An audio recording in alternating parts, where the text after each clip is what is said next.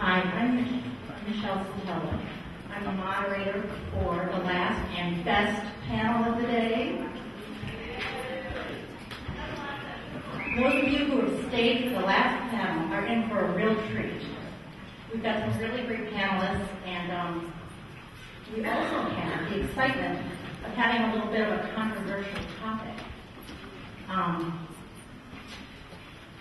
The idea that technology actually improves family life, rather than driving everybody apart to inhabit their own personal spaces with their gadgets in their bedrooms, is a little bit of a novel idea, I think. I'm sorry? I think it's Ben might have slides. Yeah, Ben. Yeah. You don't have slides, do you? No. Slides are a little too technical for me. Okay, fine. No, you want to know if I have slides, which actually, if you knew me, would be a laughable question. The closest I come to actually handling any technology is losing my iPhone last week. I might not be able to go home. Anyway, my own perspective on the idea of how technology affects family life is personal as well as professional.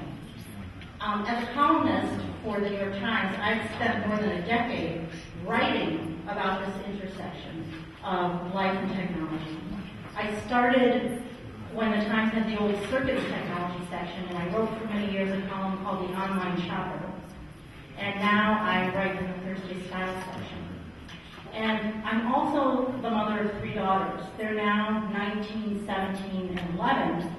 But my job since they've been tiny has been to follow them around and report on how they use things like cell phones and computers and video games and other gadgets.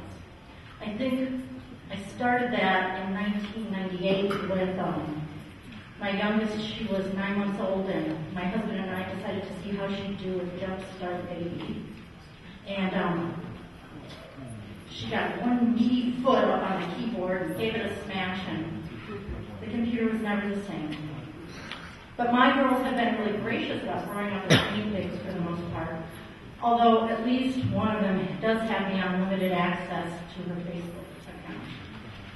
So I have a really selfish interest in what our panelists have to say today, because people are always coming up to me in the grocery store and wondering what I think. Should they put some kind of limits on their kids?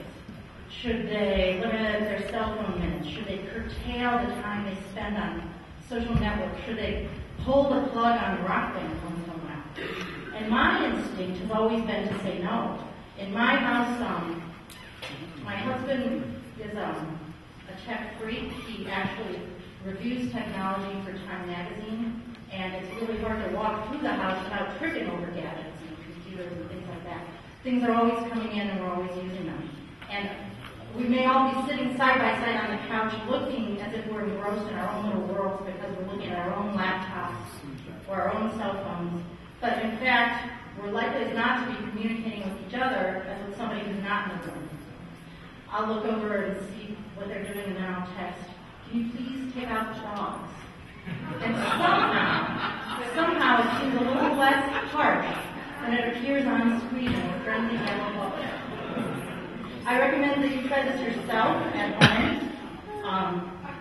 Try set the table. I know you have my car keys, bring them back right now. You'd be interested in seeing results. So today we're really lucky to have a really distinguished panel of experts who have approached the same idea of how technology helps family lives from really different directions. They're going to give us real insight, I hope, into what's going on in our houses. We have experts on family calendar programs, on how kids use cell phones, on how they interact with TV these days, and even on why they insist on listening to such loud music, even though we tell them it's bad. I'm going to let each one of them briefly introduce themselves to you, and then we're going to get going. First, maybe Ben Grimley from PBS. He recently introduced a subscription service that personalizes the PBS Kids space. Maybe that's a jumping off point for you to introduce yourself. And then maybe we'll just go without further interruption from me down the road. My name name is Ben Brimley. I'm Senior Director for Interactive Businesses at PBS. Michelle, would you like to be introduced first before the presentation? Okay, I haven't done that many panel discussions, so if I do anything else wrong, just go. We also have, and I got my cards mixed up and I'm too flustered to put them in the right order. So I'm going to read them off in the order they're in, and each panelist is going to raise his hand so you know who we're really talking about. We have Robbie Cape, who is the co-founder of Cozy, who is going to tell us a little bit at some point about whether he used a particular family calendar program to organize his travel schedule to get here.